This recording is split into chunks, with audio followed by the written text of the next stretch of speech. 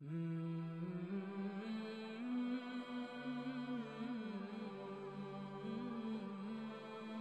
اللہ الرحمن الرحیم۔ السلام علیکم۔ جب طالوت بنی اسرائیل کے بادشاہ بن گئے تو آپ نے بنی اسرائیل کو جہاد کے لیے تیار کیا اور ایک کافر بادشاہ جالوت سے جنگ کرنے کے لیے اپنی فوج کو لے کر میدان جنگ میں نکلے۔ جالوت بہت ہی قداور اور نہایت ہی طاقتور بادشاہ تھا۔ اپنے سر پر جو لوہے کی ٹوپی وہ پہنتا تھا اس کا وزن 300 رطل تھا۔ جب دونوں فوجیں میدان جنگ میں لڑائی کے لیے صف آرائی کر چکیں تو حضرت طالوت نے اپنے لشکر میں یہ اعلان فرما دیا کہ جو شخص جالوت کو قتل کرے گا میں اپنی شہزادی کا نکاح اس کے ساتھ کر دوں گا اور اپنی آدھی سلطنت بھی اس کو عطا کر دوں گا۔ یہ فرمان شاہی سن کر حضرت داؤد علیہ السلام آگے بڑھے، جو ابھی بہت ہی کم سن تھے اور بیماری سے چہرہ زرد ہو رہا تھا، اور غربت و مفلسی کا یہ عالم تھا کہ بکریاں چرا کر اس کی اجرت سے گزر بسر کرتے تھے۔ روایت ہے کہ جب حضرت داؤد علیہ السلام گھر سے جہاد کے لیے روانہ ہوئے تھے تو راستے میں ایک پتھر یہ بولا کہ اے حضرت داؤد مجھے اٹھا لیجئے، کیونکہ میں حضرت موسیٰ علیہ السلام کا پتھر ہوں۔ پھر دوسرے پتھر نے آپ کو پکارا کہ اے حضرت داؤد مجھے اٹھا لیجئے، کیونکہ میں حضرت ہارون علیہ السلام کا پتھر ہوں۔ پھر ایک تیسرے پتھر نے آپ کو پکار کر عرض کیا کہ اے حضرت داؤد علیہ السلام، کیونکہ میں جالوت کا قاتل ہوں۔ آپ علیہ السلام نے ان تینوں پتھروں کو اٹھا کر اپنے جھولے میں رکھ لیا۔ جب جنگ شروع ہوئی تو حضرت داؤد علیہ السلام اپنی گھوپن کے صفوں سے آگے بڑھے، اور جب جالوت پر آپ کی نظر پڑی تو آپ نے ان تینوں پتھروں کو اپنی گھوپن میں رکھ کر اور بسم اللہ پڑھ کر گھوپن سے تینوں پتھروں کو جالوت کے اوپر پھینکا، اور یہ تینوں پتھر جا کر جالوت کی ناک اور کھوپڑی پر لگے،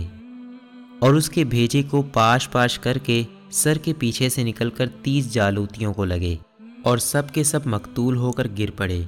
پھر حضرت داؤد علیہ السلام نے جالوت کی لاش کو گھسیٹتے ہوئے لا کر اپنے بادشاہ حضرت طالوت کے قدموں میں ڈال دیا۔ اس پر حضرت طالوت اور بنی اسرائیل بے حد خوش ہوئے۔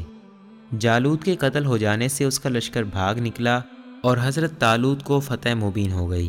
اور اپنے اعلان کے مطابق حضرت طالوت نے حضرت داؤد علیہ السلام کے ساتھ اپنی لڑکی کا نکاح کر دیا اور اپنی آدھی سلطنت کا ان کو سلطان بنا دیا۔ پھر پورے 40 برس کے بعد جب حضرت طالوت بادشاہ کا انتقال ہو گیا تو حضرت داؤد علیہ السلام پوری سلطنت کے بادشاہ بن گئے،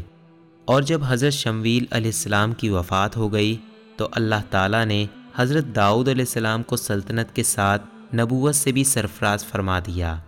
آپ سے پہلے سلطنت اور نبوت دونوں اعزاز ایک ساتھ کسی کو بھی نہیں ملا تھا۔ آپ پہلے شخص ہیں کہ ان دونوں عہدوں پر فائز ہو کر 70 برس تک سلطنت اور نبوت دونوں منصبوں کے فرائض پورے کرتے رہے، اور پھر آپ کے بعد آپ کے فرزند حضرت سلیمان علیہ السلام کو بھی اللہ تعالیٰ نے سلطنت اور نبوت دونوں مرتبوں سے سرفراز فرما دیا۔ اس واقعے کا اجمالی بیان قرآن مجید کی سورہ بقرہ میں اس طرح ہے: اور قتل کیا داؤد نے جالوت کو، اور اللہ نے اسے سلطنت اور حکمت عطا فرمائی اور اسے جو چاہا سکھایا۔ حضرت داؤد علیہ السلام نے باوجود یہ کہ ایک عظیم سلطنت کے بادشاہ تھے، مگر ساری عمر وہ اپنے ہاتھ کی دستکاری کی کمائی سے اپنے خورد و نوش کا سامان کرتے رہے۔ اللہ تعالیٰ نے آپ کو یہ معجزہ عطا فرمایا تھا کہ آپ لوہے کو ہاتھ میں لیتے تو وہ موم کی طرح نرم ہو جایا کرتا تھا، اور آپ اس سے زریں بنایا کرتے تھے، اور ان کو فروخت کر کے اس رقم کو اپنا ذریعہ معاش بنائے ہوئے تھے، اور اللہ تعالیٰ نے آپ کو پرندوں کی بولی بھی سکھا دی تھی۔ حضرت طالوت کی سرگزشت کی طرح حضرت داؤد علیہ السلام کی مقدس زندگی سے یہی سبق ملتا ہے کہ اللہ تعالیٰ جب اپنا فضل و کرم فرماتا ہے تو ایک لمحے میں رائی پہاڑ اور ذرے کو آفتاب بنا دیتا ہے۔ غور کریں کہ حضرت داؤد علیہ السلام ایک کم سن لڑکے تھے اور خود نہایت ہی مفلس اور ایک غریب باپ کے بیٹے تھے، مگر اچانک اللہ تعالیٰ نے ان کو کتنے عظیم اور بڑے بڑے مراتب و درجات کے اعزاز سے سرفراز فرما دیا کہ ان کے سر پر تاج شاہی رکھ کر انہیں بادشاہ بنا دیا، اور ایک بادشاہ کی شہزادی ان کے نکاح میں آئی، اور پھر نبوت کا مرتبہ بلند انہیں عطا فرما دیا کہ اس سے بڑھ کر انسان کے لیے کوئی بلند مرتبہ ہو سکتا ہی نہیں۔ پھر اللہ تعالیٰ کی قدرت قاہرہ کا جلوہ دیکھیں کہ جالوت جیسے جابر اور طاقتور بادشاہ کا قاتل حضرت داؤد علیہ السلام کو بنا دیا، جو ایک کمسن لڑکے اور بیمار تھے، اور وہ بھی ان کے 3 پتھروں سے قتل ہوا۔ حالانکہ جالوت کے سامنے ان چھوٹے چھوٹے 3 پتھروں کی کیا حقیقت تھی، جبکہ وہ 300 رطل کی فولادی ٹوپی پہنے ہوئے تھا۔ مگر حقیقت تو یہ ہے کہ اللہ تعالیٰ اگر چاہے تو ایک چیونٹی کو ہاتھی پر غالب کر دے، اور اگر اللہ تعالیٰ چاہے تو ہاتھی ایک چیونٹی کا کچھ بھی نہیں بگاڑ سکتا۔ جیسا کہ آپ نے جان لیا کہ طالوت چمڑا پکانے کا پیشہ کرتے تھے یا بکریاں چراتے تھے، اور حضرت داؤد علیہ السلام بھی پہلے بکریاں چرایا کرتے تھے، اور پھر جب اللہ تعالیٰ نے ان کو بادشاہ بنا دیا